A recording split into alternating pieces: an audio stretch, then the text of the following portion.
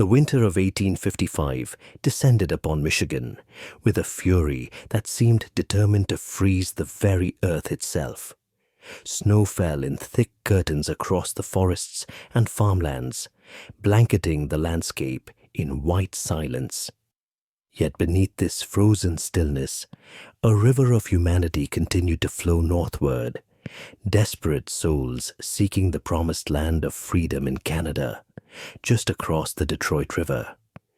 In a small farming community outside Battle Creek, 3 individuals had become legendary among those who traveled the secret routes of the Underground Railroad.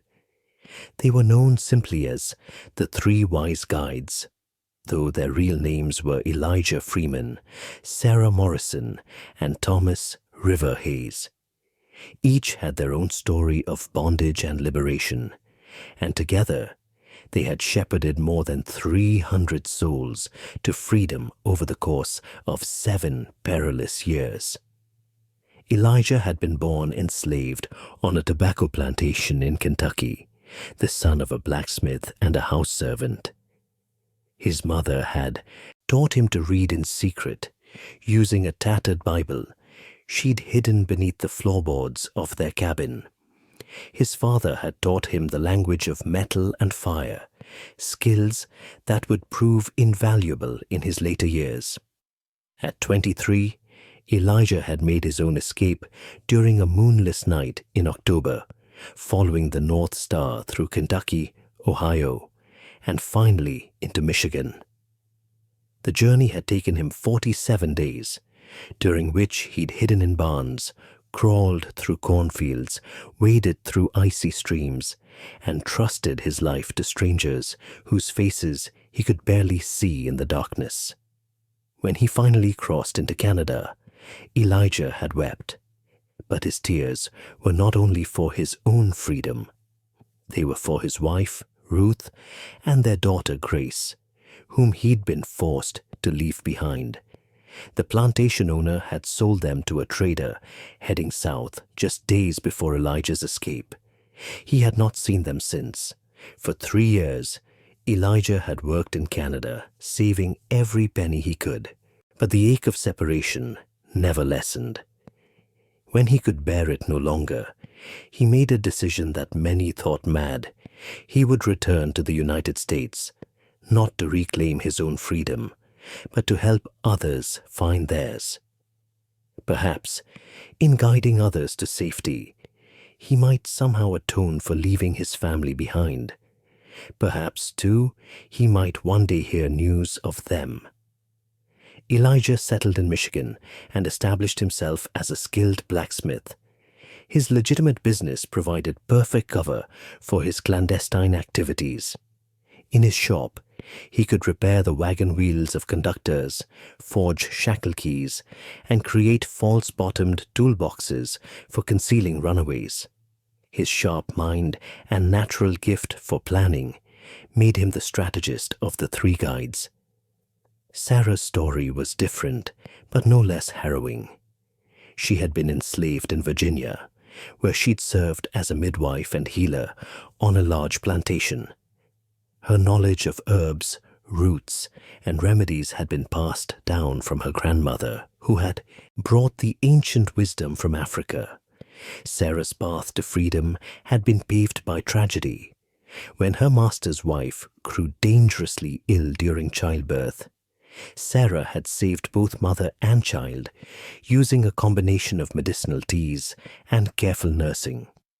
The grateful master had granted Sarah her freedom papers as a reward, a rare gift that she had accepted with outward gratitude and inward turmoil. How could she be free when her 2 sons remained enslaved? How could she enjoy liberty when her people suffered? The answer came to her clearly.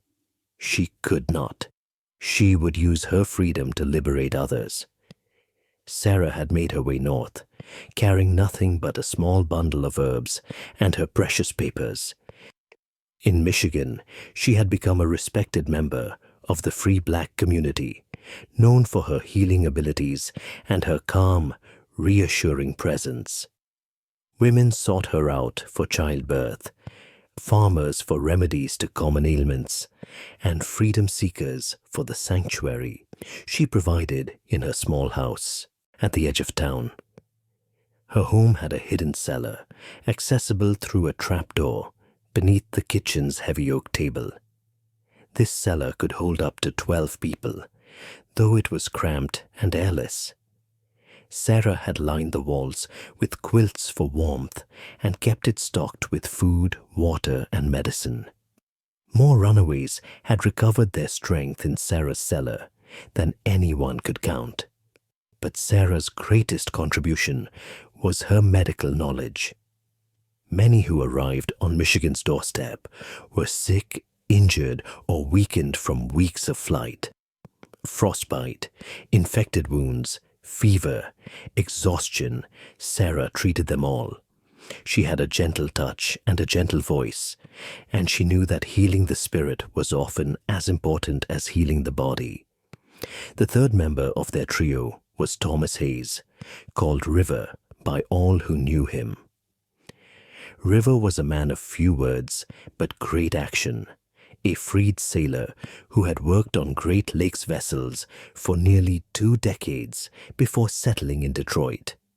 River's origins were mysterious. Some said he'd been born free in Pennsylvania. Others claimed he'd purchased his own freedom after years of hiring himself out on the docks. River never confirmed or denied any story, preferring to let people wonder. What mattered, he said, was not where a man came from, but where he was going. River had seen more of the world than most men, black or white. He'd sailed to Buffalo, Cleveland, Chicago, and Milwaukee. He knew every cove and inlet along the Detroit River, every sandbar and current. He could read the weather in the color of the sky and navigate by stars that others couldn't even see. His specialty was the final, most dangerous leg of the journey, the crossing into Canada. The Detroit River was narrow, less than a mile at some points, but it was heavily watched. Slave catchers lurked on the American side, hoping to snatch runaways before they could reach British soil. Federal marshals enforced the Fugitive Slave Act with increasing vigor.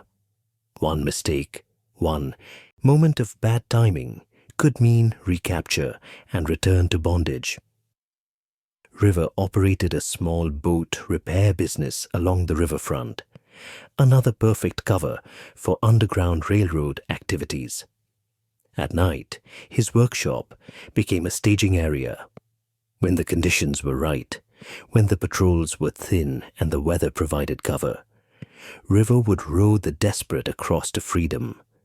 He'd made the crossing hundreds of times, in fog and darkness, in rain and snow, in summer's heat and winter's ice. He never lost a passenger, a fact he spoke of with quiet pride. The winter of 1855 would become known in whispered conversations as the Winter of 300, for it was during these brutal months that Elijah, Sarah, and River faced their greatest challenge and achieved their most remarkable triumph. News had reached Michigan through the Underground Railroad's invisible telegraph. A mass escape was being planned from several plantations in Missouri.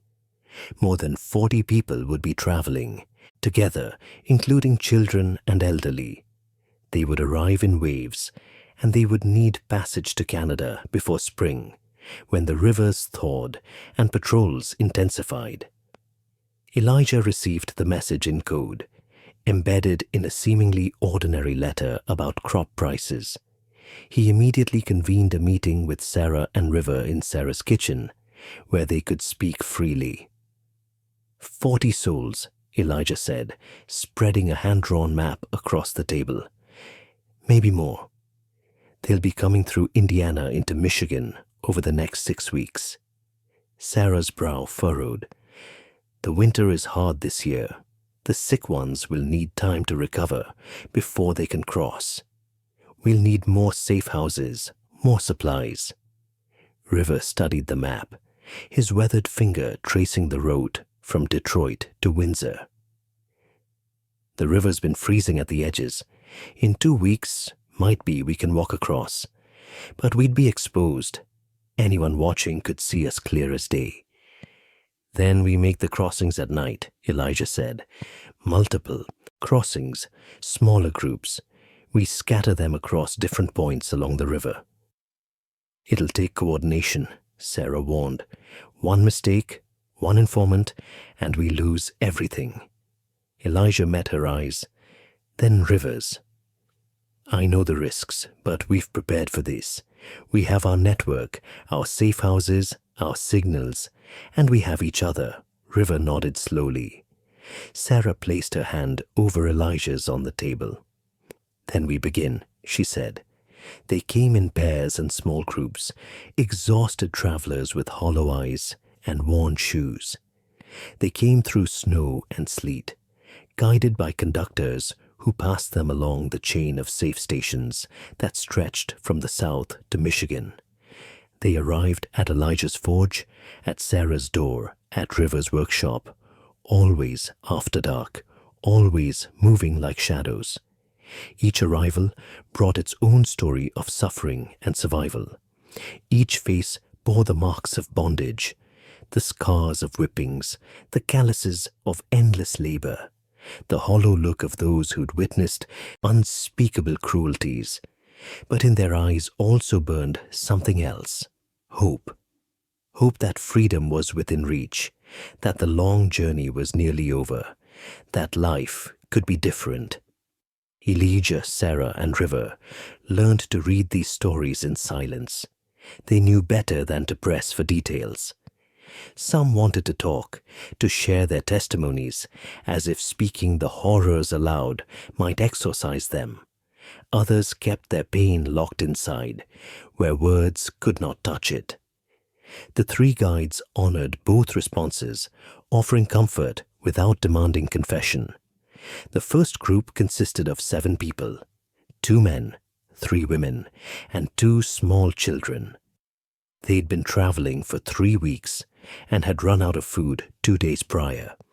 Their clothes were ragged, their shoes little more than strips of leather tied around their feet.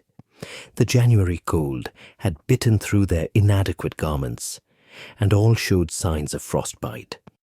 Sarah took them immediately to her cellar, where she fed them hot soup and examined them for illness and injury.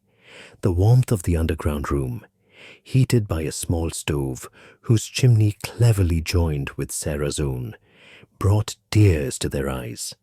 One of the men, a tall, dignified figure, despite his exhaustion, could barely speak through his emotion. One of the children had a terrible cough that rattled her small chest. Sarah prepared a tea of mullein leaves and wild cherry bark, sweetened with honey. She wrapped the little girl in warm blankets and sang softly to her while the medicine worked its magic. "You're safe now," Sarah murmured. "Just a little further, and you'll be truly free." The girl's mother wept with relief and gratitude. "Bless you," she whispered. "God bless you for what you do." Elijah came that night to assess the group's readiness to travel. The adults were strong enough, but the children were weak. They need 3 days, he decided. Maybe 4. We can't risk them on the crossing until they've recovered their strength. River agreed. Weather's turning anyway, storm coming from the west. We wait it out, let the little ones heal, then we move them across. Over the following weeks, more arrived. A young couple, barely 20 years old, holding hands as if afraid to let go. An old man who'd walked 200 miles, his feet bleeding but his spirit unbroken. 3 brothers who'd escaped together and refused to be separated. A woman traveling alone, 7 months pregnant, determined to give birth to her child in freedom. Sarah's cellar was rarely empty. Elijah's network of safe houses throughout the county was fully activated. Friendly farmers hid people in their barns. Sympathetic townspeople provided food and clothing. The Quaker community, long opposed to slavery, mobilized to help. River prepared for the crossings with meticulous care. He checked his boats, studied the patrol schedules, watched the river ice form and break and reform. He recruited 2 other boatmen he trusted, free black men who understood the stakes and were willing to risk themselves for others. Not all went smoothly. In early February, disaster nearly struck. A group of 5 runaways had been staying in a barn 3 miles outside town, waiting for their turn to cross. They'd been there for 2 days, resting and regaining their strength. The barn belonged to a German farmer named Klaus Weber, a quiet man who asked no questions and expected no thanks. He'd hidden dozens of freedom seekers over the years, considering it his Christian duty. But someone had talked, perhaps accidentally, perhaps for the reward money that slave catchers posted throughout the territory. The Fugitive Slave Act of 1850 had made helping runaways a federal crime and had empowered slave catchers to operate anywhere in the country. The rewards offered were substantial, enough to tempt even those who claimed to oppose slavery. Federal marshals arrived just before dawn, surrounding the barn. They'd come from Detroit, 20 men, strong, armed with rifles and legal warrants. Their leader was a man named Cyrus Blackwood, a professional slave catcher who'd built a lucrative career on human misery. He was known for his ruthlessness and his success rate.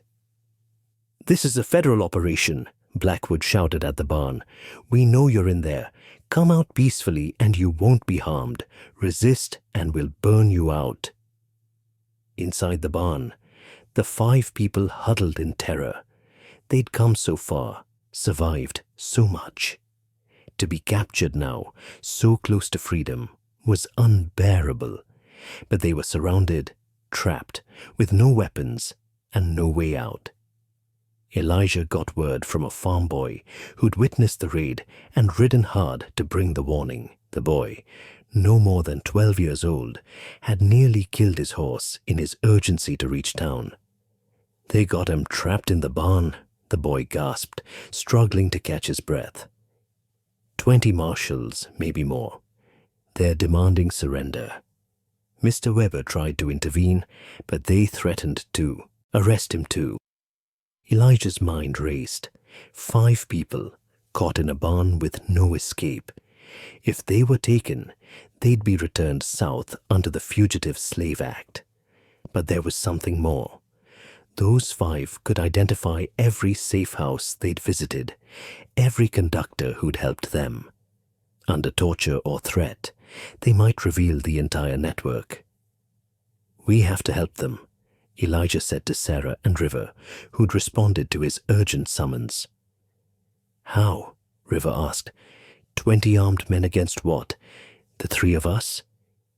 Elijah was already moving, gathering supplies from his forge. "We create a diversion. Sarah, I need you to ride to the Quaker meeting house.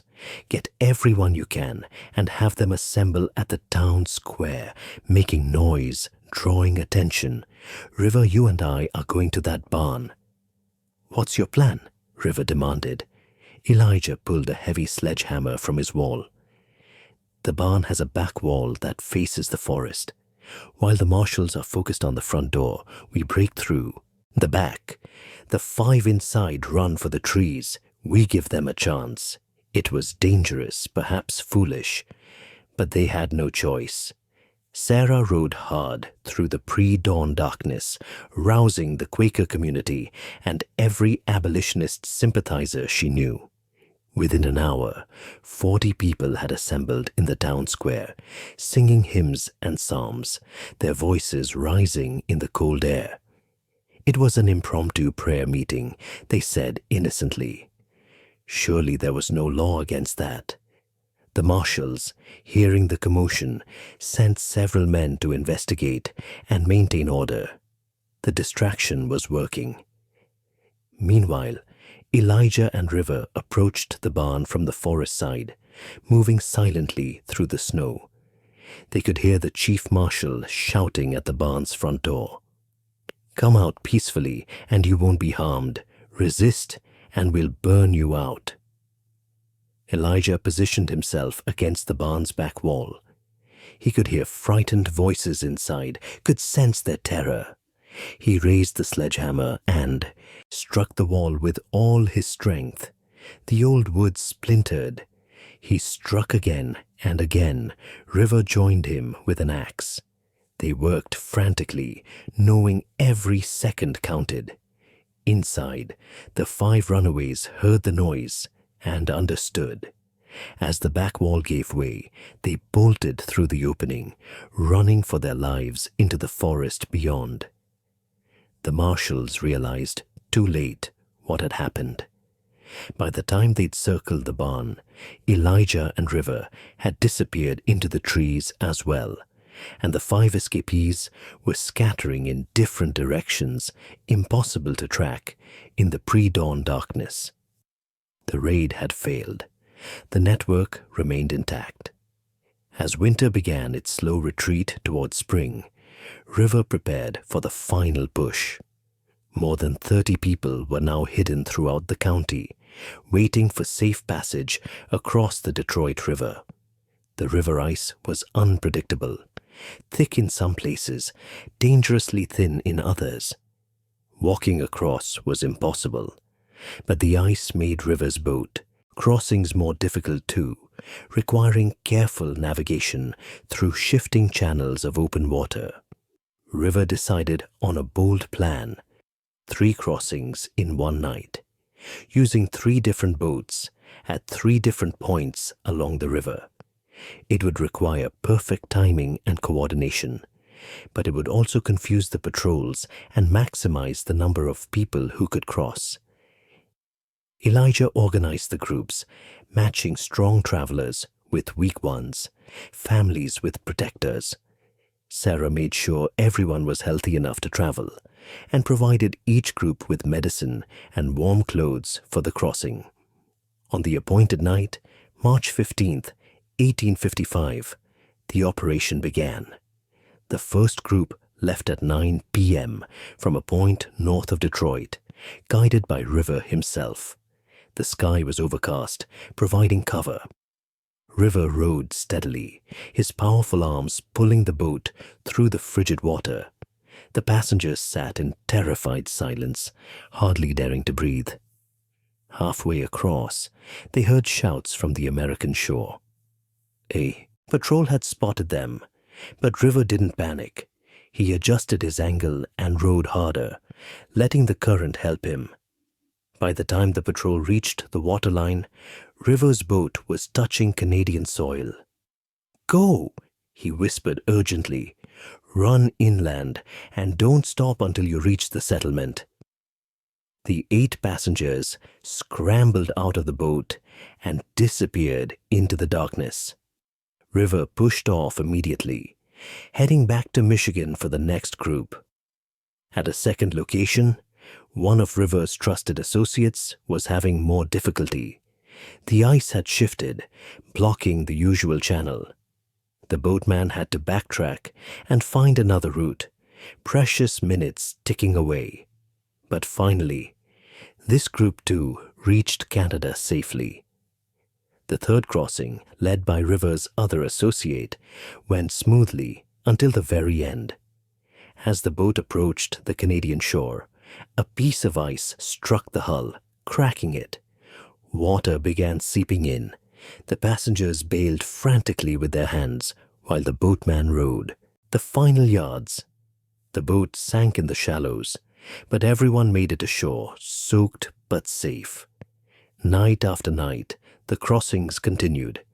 River worked tirelessly, barely sleeping, sustained by coffee and determination. Sarah kept the safe houses running, healing the sick, comforting the frightened. Elijah coordinated everything, adjusting plans when problems arose, maintaining communication with conductors to the south. By early April, they had done it. More than 40 souls from the original Missouri escape, plus dozens more who'd arrived from other sources, had been shepherded to freedom. The three wise guides had achieved what many thought impossible, but their work came at a cost. Elijah's blacksmith business suffered from neglect. Sarah had exhausted herself nursing the sick and hiding the vulnerable. River had narrowly avoided arrest twice and knew the authorities were watching him closely. More painfully, Elijah had received devastating news through the underground railroad network. His wife Ruth had died of fever in Alabama, still enslaved. His daughter Grace had been sold again, her whereabouts unknown. When Sarah found Elijah in his forge, sitting alone in the darkness, tears streaming down his face, she sat beside him and took his hand. "I couldn't save her," Elijah said, his voice breaking. "I saved hundreds, but I couldn't save the one who mattered most." "You saved everyone you could," Sarah said gently. "Ruth would be proud of you. She would want you to continue this work." "How do you bear it?" Elijah asked. "Your sons are still enslaved somewhere. How do you carry that weight?" Sarah was quiet for a long moment. "Every person I help across is someone else's son," she finally said. "Someone else's daughter, mother, father. I can't save my own boys, not yet. But I can save others. And maybe one day, someone will help my sons the way we've helped these people. We're all connected, Elijah. Every act of liberation ripples outward." River joined them, having heard about Elijah's loss. The three sat together in the forge's dim light, sharing their grief and their determination.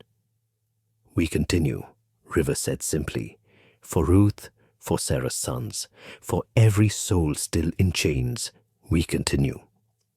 The story of the three wise guides of Michigan spread throughout the Underground Railroad network.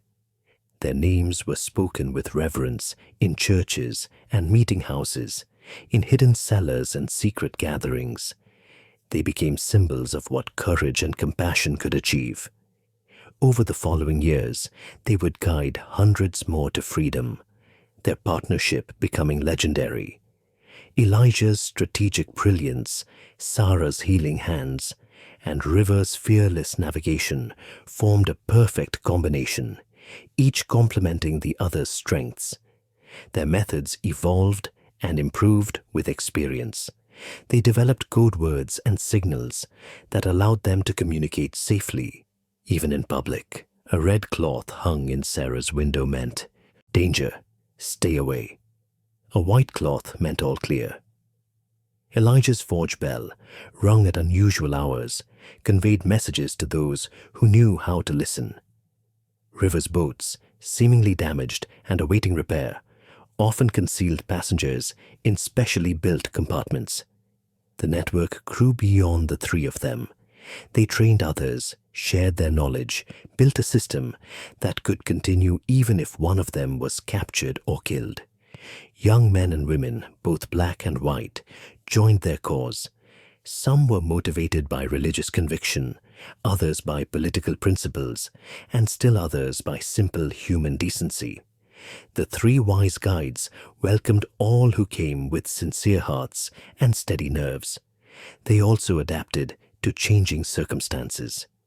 When the Fugitive Slave Act's enforcement intensified, they developed new routes and new methods. When slave catchers learned their patterns, they changed them. When one safe house was compromised, they had backups ready. They were always thinking ahead, always preparing for contingencies, always one step ahead of those who would send freedom seekers back to bondage. The emotional toll was immense. Every person they couldn't save haunted them. Every close call aged them. Every success brought only brief relief before the next emergency arose. They lived with constant fear, not primarily for themselves, but for those who depended on them. Yet they also experienced profound joy.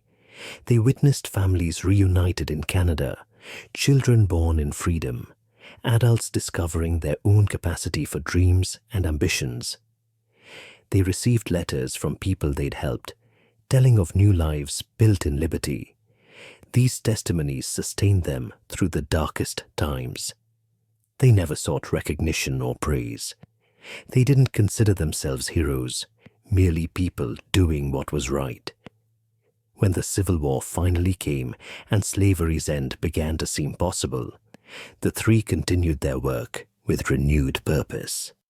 Sarah would eventually be reunited with one of her sons, who escaped north in 1861 with the help of conductors who'd learned from Sarah's own example. The joy of that reunion sustained her through the war years and beyond.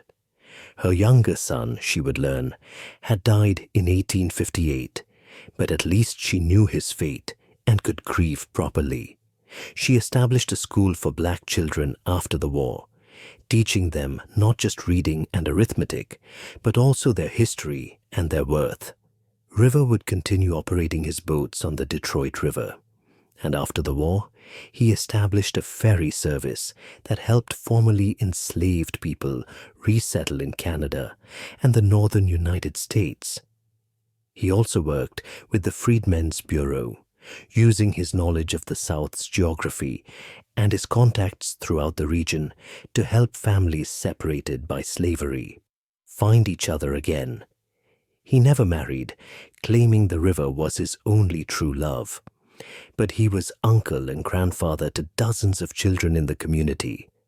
Elijah never found his daughter Grace, though he searched for years. Every lead ended in disappointment. Every rumor proved false. He poured his grief into his work, eventually helping to establish schools and churches for the black community in Michigan. He became a powerful voice for civil rights, speaking at gatherings and writing letters to newspapers, demanding justice and equality. He died in 1882, a respected elder whose past as an Underground Railroad conductor was revealed only after his death, when his journals were discovered. Those journals, meticulously kept despite the danger, provided invaluable historical documentation of the Underground Railroad's operations in Michigan. The story of the three wise guides reminds us that freedom is never free. It is purchased with sacrifice, sustained by courage, and passed from hand to hand in the darkness. Their legacy lives on in every person who stands against injustice, who risks themselves for others, who believes that all people deserve liberty. In the winter of 1855, three remarkable individuals, a blacksmith, a healer, and a ferryman, proved that wisdom comes not from books or education alone, but from compassion, determination, and an unshakable commitment to human dignity. They were called the Three Wise Guides of Michigan, and they changed the world, one crossing at a time.